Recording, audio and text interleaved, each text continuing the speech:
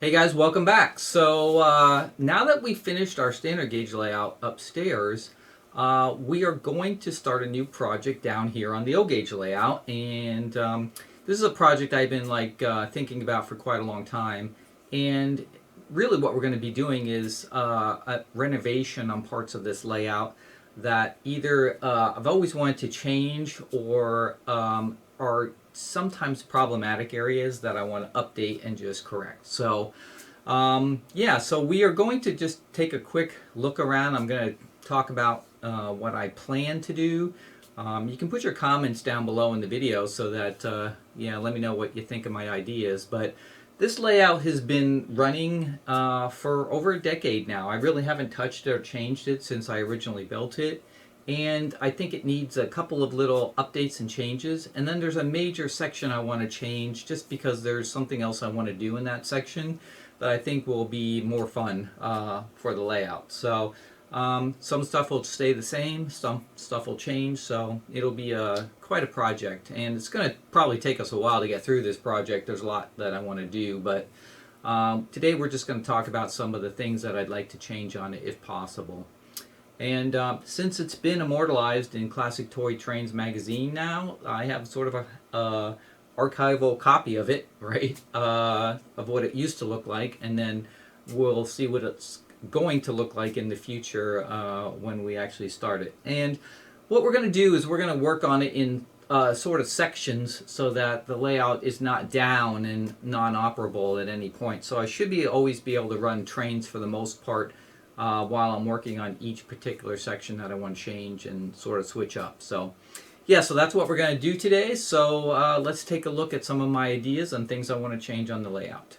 All right, so most of you guys following my videos kind of know how my layout is built. I kind of have like two sides. I've got this side over here. There's a open center section right here, and then I got this side on over here. In the front, it's joined with the lift bridge that goes up and down, and in the back, it's just, you know, solid between the two halves, right? So on this side is, of course, very lot of things going on this side. The town is over here. A lot of detail on this side of the layout. On this side of the layout, it's more like industrial area with a lot of operating accessories. But then over here, sort of in the middle of this grade that goes up and around right here, is basically the yard, the train yard, and that goes all the way back to the back there where the engine house is and everything else. So two completely different sort of styles and sides here. This side over here, you know, is a basic train yard, doesn't have a ton of detail as much as the other side does. Now the one thing about my layout is it's basically, even though technically if you measured it it's a rectangle, but it's basically a square, right? And that's because of the room. Even though the room is, you know, sort of a rectangle, it's so close that it's really almost a square. And a square room is much more difficult to build in than a long rectangular room, because if you're trying to do, you know, larger curves like on mine 072, and then you need straight runs too, there's just not a lot of room for long straight runs, right? And that's one of the reasons I built the lift bridge, is so that I could have a long straight run on the front of the layout here, and at the same time still be able to get into the middle of the layout. And you know, I didn't really have a choice, because in order to squeeze on everything I want to put on the layout with all these accessories, I needed the room, so I had to build around the center section, but you know, that's one of the reasons why the lift bridge is here. So one of my first ideas of a renovation to this is actually to remove the lift bridge and eliminate it. And you're probably wondering, why would you want to do that? Well, there's a couple of reasons. It has plus and minuses. So again, this is kind of the things you don't think about when you're first building the layout, but the plus is that it does give me this long straight run on the front of the layout by being able to connect both sides. And it also, because of the crossover here, allows me to turn trains around and go the opposite direction. But one of the big drawbacks to it is, first of all, the speed that it goes up and down. You know, it uses a winch, so it's you know, fairly slow. You know, it takes, I don't know, 10-15 seconds to go up and down. But the big drawback to it is when there are people in my basement looking at the layout. So again, you have this whole front section of the layout here where people can walk and see, but you can't see all this stuff in the back, right? There's no zoom in your eyes where you can zoom in and see all the detail that's going on in the back here, right? So they stand out on the outside of the layout here, kind of looking and trying to see everything from far away. And you know, it's not easy just to mill around the room and then, you know, sort of like from the outside here, go in the middle, you know, look around all the detail, you know, on both sides, and then come back out, you know, then go along the front here, and then, you know, look at all this detail, and then go down the side to look at all that detail, right?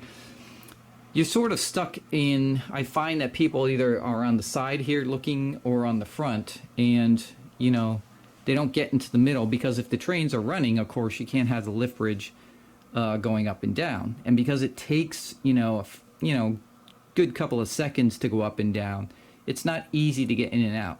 The other thing is, because I only have these 8-foot ceilings down here, right, the lift bridge can only go up so high, and you do still, even when it's fully up, have to duck a little bit under. Now for me, I have found that when I want to go in and out between the center and the outside, I don't even use it. I just crawl right under, right? Because I can. But for some of the older folks coming to see the layout and everything, that's not an option for, you know, having people crawl under layout, or even if you're doing an open house or something. So it's a bit problematic because they never get to see all the work I did back here on the detail, because they're just looking at it from here. So kind of look at it like you're looking at it right now from the camera view here.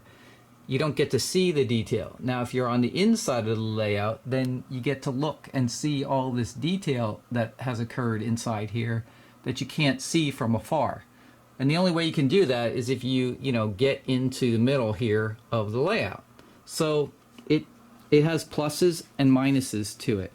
And I've been sort of wrangling with this for a while, but I really think that even though I'm going to lose the long straightaway on the front here and the turnaround, I can replicate the turnaround on the back because we're going to make some other changes back there. And this will just be so much nicer to be able to walk in and out, even when I'm controlling the trains with the remote and everything, just to be able to walk around and walk in and out of the center and back, right, freely, and trains are still running without a problem. So how would we accomplish this if we're going to remove this? Well, we've got, obviously on each side of the lift bridge, there's 2 tracks coming in on each direction, right? You got 2 there, you got 2 here. So obviously this straightaway coming down here would have to curve around and then meet that switch right here, which is not totally doable. It would also free up some space on this section right here where I could do some more scenes that I have planned. So I have I've got to have like maybe 7 or 8 scenes in my mind that I'd like to create, but I don't have necessarily a lot of room to create them. This would free that up also by taking some of this track away here and allow me to do some scenes that I've come up with in my mind, which are, I think, pretty cool once you see them, where I could, change that around. The other thing I could do here is also eliminate one of these curves. So I just have a single curve coming around here, and then it meets that track. So that, if I did do that, that would eliminate this switch right here. We'd eliminate this switch here. And then on this side, this switch would be eliminated. And then back here, one of these would be eliminated. I could keep one as sort of a siding or a track that I could use to set up like DCS locomotives or whatever like that. So I could keep a siding here, but I wouldn't need 2 switches. I would only need 1 off of here. And so that would actually, I think, work out really well. Now, the one thing I will say about any layout probably is if you're going to have a problem somewhere on the track system, it's probably going to be on switches. And so let's talk about switches for a second. In general, like on my fast track layout here, I'd say like 98% of the time, I never have a problem with switches. But there are 2 little areas that I notice if there is going to be any kind of issue, that's where they're going to occur.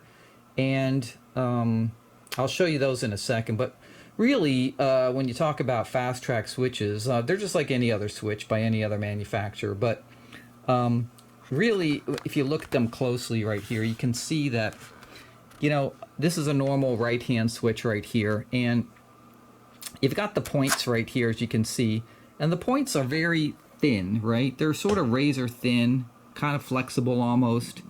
And that's because, you know, when the points are against the rails here, either direction, right, they've got to almost be like they're flush with the rails, even though they're riding on top of the rails. Well, you know, anything that's a little bit off, like whether they're, you know, they don't quite seat against the rail or anything like that, right? And this is where a derailment's going to occur, depending on the engine or cars that you're pulling from the engine. So typically it could be, I'd say 50% of the time, if I do have a problem, it's the engine derailing before the cars get there. But there is a time where occasionally, if I have really long cars, they might derail too. So it just depends. But, you know, switches in general, no matter what the layout or manufacturer, can be problematic if you're going to have a problem on the layout. So yeah, eliminating as many switches as I can obviously is going to improve the running sessions, no doubt. But I want you to look at this switch right here, and you can see, like I said, these points right on the outside of the rail here, right? And if you look at the switch itself, you've got all the guides and the frog and everything, and you know, you can see the way the trains have to move depending on the direction they're going. So there's a lot going on in here, and this is where, you know, sometimes things can happen depending on the engine. So all right, now we're going to look at a Y switch. So this is a fast track Y switch, and it's much different obviously than the left and the right hand switches. And one thing that is different the way that Lionel made these, if you notice, the points right here are much actually thicker and stiffer. They're almost like a die cast, basically, point. They're not flexible. They don't bend, right? And the other thing is, I don't know if you can see it really close right here. You probably can't on the camera. But when the points are actually moved one direction or the other, there's actually an indentation in the rail. So you might be able to see it like right here a little bit better on this one. But when the points are against the rail, they actually are embedded or recessed into the rail, as opposed to the regular left and right hands, which are riding on top of the rail. This makes the Y switches almost bulletproof for derailments. They never pick. And also because these points are super heavy and thicker, they don't move either. So I've noticed, like with the Y switches, if there's a problem with an engine or cars, never derails on Y switches. The other thing about Y switches is when you're coming out of the switch, it's obviously a much more gradual curve than when you're doing it a left or a right, right? These are 72 Ys right here, but you can see how it's a much more gradual curve. And then actually as you're going through the switch, the guides are the same exact on both directions, as opposed to the left and rights, which have a much more complicated guide frog system inside there. So because of all that, these Y switches are just so much better, and I've got a couple of these on the layout and never once had any kind of derailment on any engine or any car. So now I could obviously switch my track switch system to some other track system and everything. I'm not going to do that because I have a ton of money invested in the fast track. Plus I have all the sensor tracks embedded in the layout and everything. So this is staying. But any place that I can, I'm going to actually switch out a left or a right for a Y. And all that will require me is to like twist it a little bit maybe, and then line up the track on both sides that its feet, you know, going out to. But I think I have the room on a lot of places where I can eliminate some of the left and rights and actually use Y switches instead. And these are actually just so much better when the trains are running, only because of this design. I wish that on the regular left and rights, the points actually recessed into the rails like it does on the Y. These are almost unpickable, basically. And also because the points are so thick, it just doesn't pick them either, right? So, because they don't move as much. They don't have that little end that can bend and not sort of rest against the rail correctly. This is a more solid sort of like position when it's in each side here. So yeah, so any place that we are having any kind of issue with switches, we are going to replace them if possible with a Y switch. To demonstrate, let's see how long it takes the lift bridge to go up. So we're just going to count. 1, 2, 3, 4, 5, 6, 7, 8, 9, 10, 11, 12, 13. So about 13 seconds or so basically for it to raise up.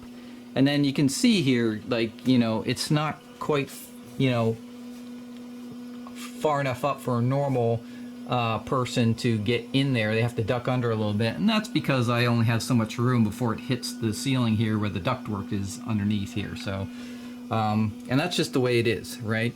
But if this was open, I could just walk through here, and I just think it's so much easier. So what I'll do is I'll take out the lift bridge, and then I'll trim off these two ends here. So same wood, it'll be trimmed off, it'll look really nice. But that's kind of my thought on the lift bridge area, okay? And then over here, right, like I said, I could put a siding here, put an M bumper, you know, which I'll have extras of, and, you know, then sort of redo some of these little scenes here. Obviously that track gets eliminated. So that's my first idea, and that's what I'm thinking about. So put your comments down below, let me know what you think of that. But overall, I think for people coming to see the layout, and even me running it, it's just a better solution. I think lift bridges are more kind of used for the exception, and what I mean by that is if you're using them on your layout, you're using it to get to an area that you don't have to get to often. It's more of like a convenience to be able to get to some area, but it's not something you use on the daily basis when you're running your trains. So mine's the opposite, right? I have to get in and out of the middle section all the time, so it's kind of a pain and just causes more issues, I think. So that's the first renovation. The second renovation I'm thinking about doing is right here. And it's just this section right here, which I'm guessing you can guess what it is, right? So I have these two switches back to back here. One goes in front of the passenger station, one goes up the grade, up to the tunnel. And what happened here is when I was building the layout, this section down here on the bottom, I had laid all the track and had it all ready to go.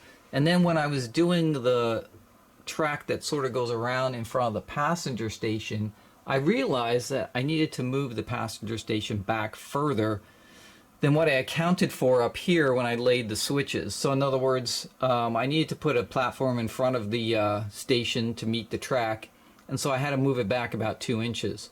Well, that meant that the track going up the grade here had to move back 2 inches. And so you can see what I did, which was I put two half 84 curves that sort of come off the switch, curve, and then curve back the other direction to meet the track, which I had to push out 2 inches. So it's farther out than the switch here. As you can see, the gap between the edge of the platform and the switch, and then the gap up here between the track, right?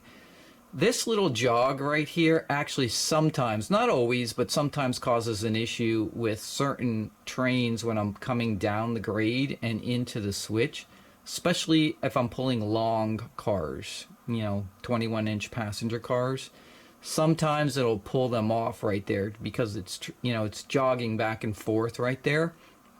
I've learned my lesson on S-curves and jogs like that, to try to avoid them if all possible. So what I plan to do here is just to resolve this issue once and for all, is to basically take these two switches right here and pull them out to the edge of the platform so they line up with the track going up the grade.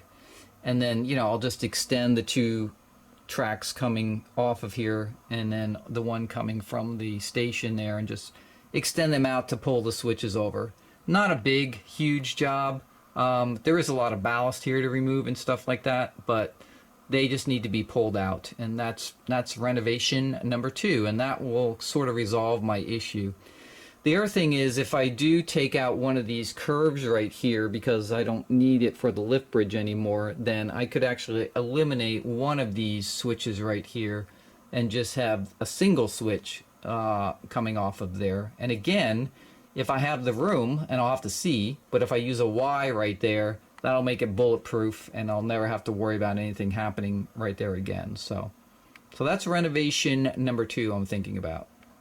All right, now on this side of the layout where I have all the Talon, the detail, and everything like that, I'm not changing anything on this side of the layout. I really like it. I spent a ton of time putting all this detail on here, and everything works perfectly on this portion of it. So this will be untouched pretty much for the most part. There may be some little changes here as I join that track coming around the curve, and then I have some more space. I'll be able to do some scenes. So I may move some stuff around. Like the burning switch tower right here. This is a remake of the post-war accessory. I don't run it a lot, so that may be something I could actually take out and then sort of redo this area with like 2 or 3 scenes squeezed in here for some ideas I have. So we'll see what happens there. But because this section is going to have to be touched with the removal of the lift bridge and the track curve coming around here, I may change this around a little bit. Right, on the center section coming across that joins the 2 halves here in the back, I'm not going to change anything up here where I have this residential area, which I really like.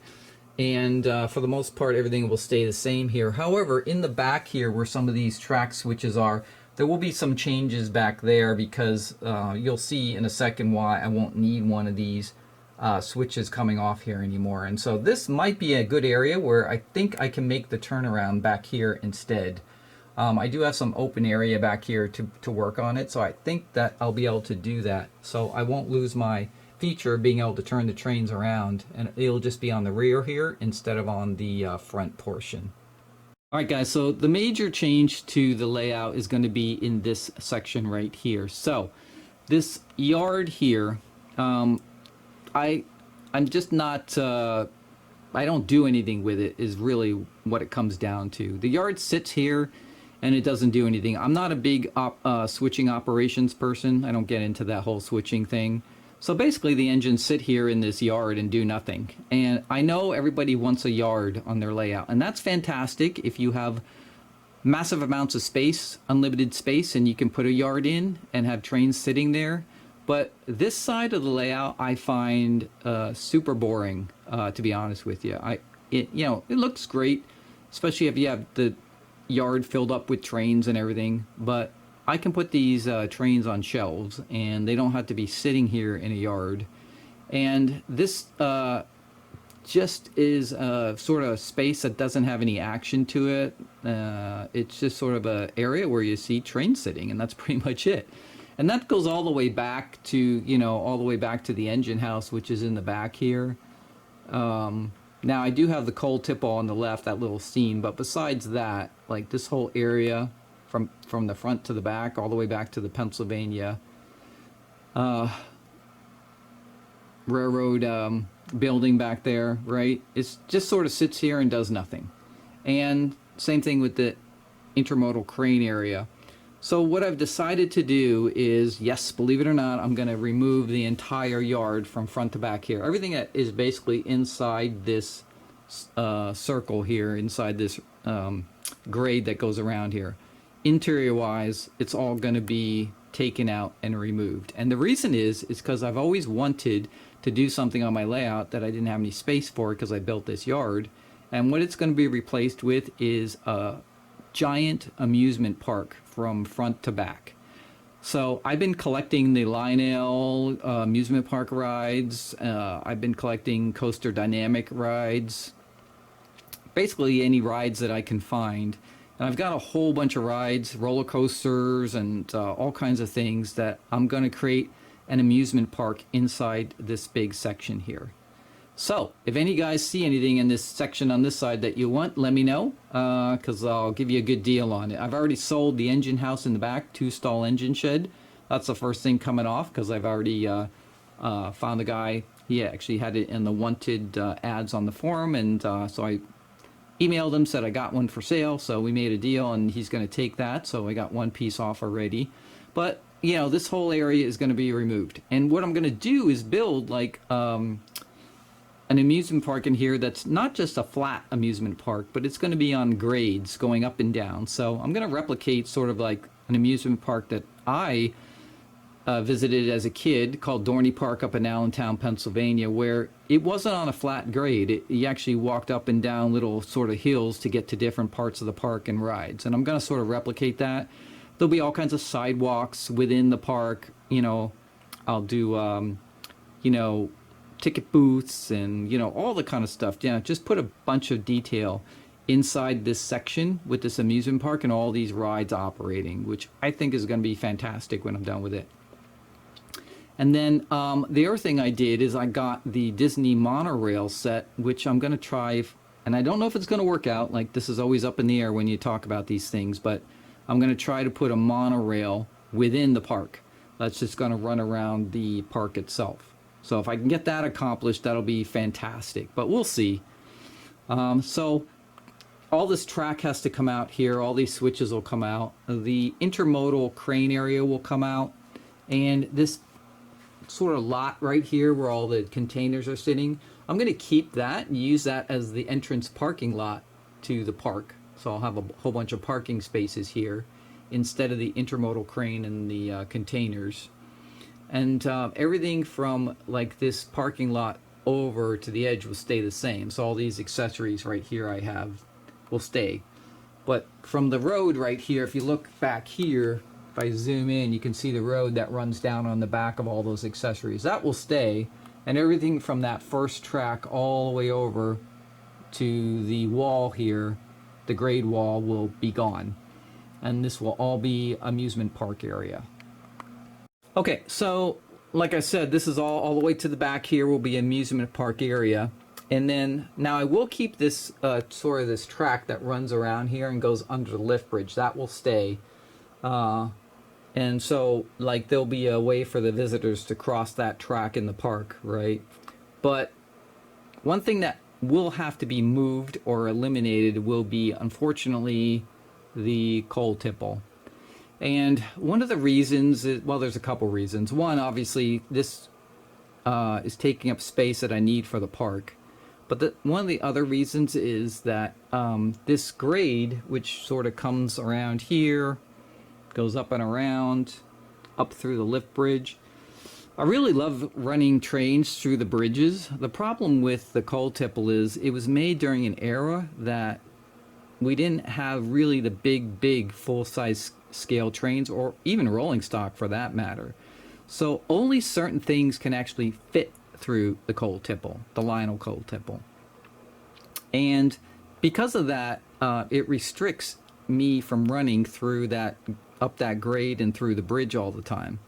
And I don't use it that often, except when I'm actually using the rotary gondola cars to actually dump coal. So because of that, the coal tipple really needs to be on a siding, you know, that you can go off the siding, dump your coal, and then go back onto the main line, right? Instead of being directly on the main line. Because unfortunately, half the time I can't remember which engines fit and which don't through it, and the second an engine doesn't fit, right, it's either going to snag the engine and damage it, or it damage the coal tipple, one of the two. So it's kind of a pain where it's located. Something I learned just from after running the layout for a while. So if I can move it in the back off a siding here, I'll try. It's always going to depend on like the rides and how much room I have and what I can fit. If I can't, then I'm just going to eliminate it. Even though it's a fantastic accessory, and when people see it running, everybody loves it. And I've never had a problem with it, but it's just one of those things that sometimes you have to make sacrifices to get another, something else. So that's one thing I'm thinking is either going to have to be eliminated, or if I can move it. The other thing in the back area here is I was thinking that I could leave exactly the way it is, or I could build a small mountain back here, because I do have another scene that I was thinking about doing. I don't want to tell you what it is, because I think it's a really cool scene, but I would need sort of a little bit of a mountain backdrop that I thought maybe I could push back here too, depending.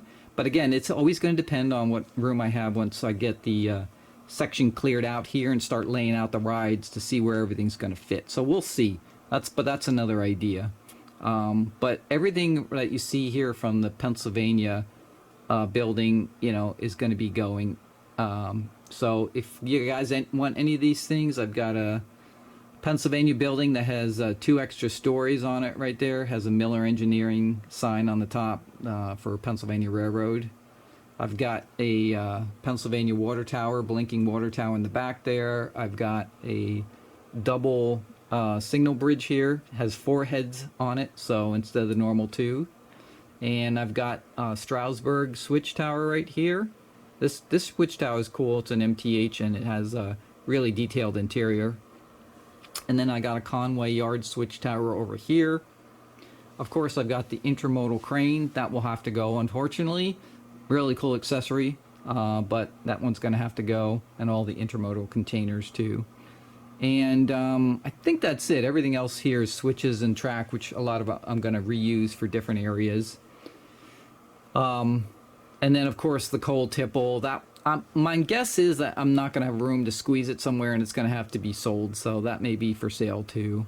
And then of course the concrete tower here. This is a really cool Lionel accessory that has tons of detail on it. It's lighted. They only made it for I think a couple years, and then they stopped for some reason. I don't know why. It's one of the best accessories they ever made. So, but those things will be for sale. So if anybody's interested in those, just contact me. I'll give you a price on them. But yeah, so this whole area will be cleared out on this side. So I know a lot of people are probably like, oh, sacrilege, you're getting rid of your train yard. But on this side of the layout, it's very boring and there's not a lot happening. And honestly, I hardly even look at this side of the layout because of that. And I think I've got all these great operating accessories in the front here. And I think having a operating amusement park in the back here with a ton of detail on it, like I do on the other side, is really gonna sort of make it stand out. So as you can see, I'm not changing any of the platform itself configuration. It's all staying the same except removing the lift bridge. But inside, there's going to be a lot of changes over here. Now, there are a bunch of things I'm going to be trying to squeeze in too. I've been collecting all kinds of stuff over the years, right, that I've got underneath the layout that's not even on. I've got a K-Line Ford dealership here. I've got, like I said, all the rides that I've been collecting from Lionel. I've got a Addams Family haunted house that I'd like to squeeze in a scene there. There's all kinds of accessories that I have underneath here that I'd like to get on the layout. I've been collecting a lot of those standalone accessories, like that one's Mr. Spiff and Puddles, so removing some of this track that I was talking about is going to give me some of those options that I can put these scenes in. You can see that I've got 2 coaster dynamic rides right here. So we got a lot of stuff sitting on the layout here. There's more in the back here. I can't even show you. That's ready to go. That I'd like to get incorporated, and it's all action and moving things, which I think will be super cool in the end. All right, so those are my basic ideas that I'm starting with, and like I said earlier, I'm going to try to do them in phases where I'm not disrupting the operation of the layout, that I can still run trains. And so first thing will be the lift bridge removal and then getting that redone right there. And then like even if I take that out right now, I can still run trains because there's the curves that come around from both sides.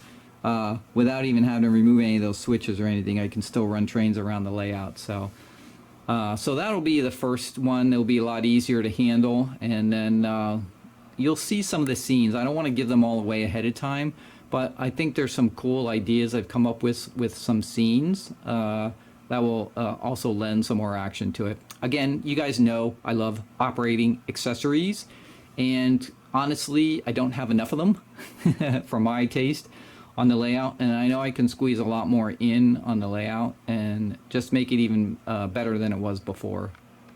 Things we're going to do is after 10 years of operating the layout, There are some things that I think when I first thought of them, I'm like, it sounded like I thought it was a good idea, right? And now that I've been using it for a while and using the system, I'm like, I wish I would have done it a different way. So those are the other things that we're going to sort of upgrade and change as we're going along. And one of them is the control of the accessories themselves. So as you guys know, I use the layout control system from Lionel. So all these modules right here that control the on-off for all the accessories using the Legacy remote or the iPad app. Well, you know, one thing I've noticed is I made each individual accessory on and off by itself and put it on its own channel.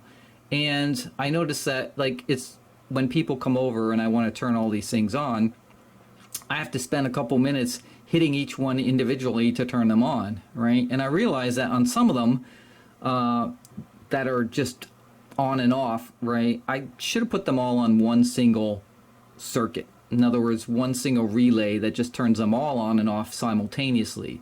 The only ones that have to be sort of separated are the ones that have, say, smoke units in them or something like that, like the house on fire and things where you don't want it running all the time that the layout is up and running. Maybe you only want it running sometimes, right? But the other accessories like the swings and the tree swing and the colonial house that has a swing in front of it that's going back and forth, and like the Mr. Puddles and the lumberjacks and all those things that just run by themselves. Those I think would be better if I just had a single command and then just you hit it and they all turn on simultaneously. It'll be the same thing too with the amusement park rides, right? Some of them will be where I can turn them on just simultaneously and the whole park comes alive as opposed to doing them individually. So that will also save me from buying a bunch of new ASC2 controllers, so to add on the new accessories. So we're going to be sort of redoing that. And again, that's one of the things you don't really know. When you're doing it, you think, hey, this is a great idea. I can control each one by itself. But then after a while, when you're running it, you're like, this is kind of a pain to have to turn each one on individually. It'd be better for a bunch of these to be in groups where I can turn them off individually. So, and then as we remove the track around and change some things, of course, if we need to, we're going to add some feeds just for the DCS system to make it even more reliable. All right, so those are my ideas that I've come up with so far. And of course, it's going to be fluid and things will change as we're going along on this video series. But this will be my next video series that you can follow along if you want to per episode as we make our reservations to our, over a decade old now layout now that hasn't been touched since. And so correcting some initial mistakes that we didn't realize, and then just because it was our first layout, obviously. And then also making a bunch of improvements just because now more and more people come over to see the layout. Before it was just me.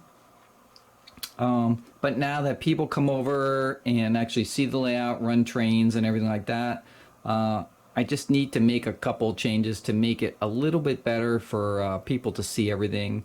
And all that work and time we spent putting all that detail in, and not being able to see it up close kind of negates the whole fact of doing it. So we're gonna make a change with that lift bridge just so we can sort of open it up a little bit and make it a little better. And I think in the end it's gonna be better overall. Yeah, those are my ideas so far. So let me know what you think about some of these ideas. All right, guys, so that's it. Those are my ideas and some of the things I'd like to do. And, of course, they're going to be fluid, so things like the corrections, those we'll definitely make. But other things like some of the areas, the major areas we want to renovate, it's kind of up in the air. I have a basic idea of what I want to do, but who knows what it's going to turn out to be. You never know when you start building stuff. If you run into problems or if you change your mind about something or a new idea pops in your head. So it'll be fun just going through some of those pieces as we go step by step through the layout. So as always, I hope you enjoyed this video. Make sure you put your comments down below and subscribe, hit that like button, and I will see you guys next time. Peace, guys.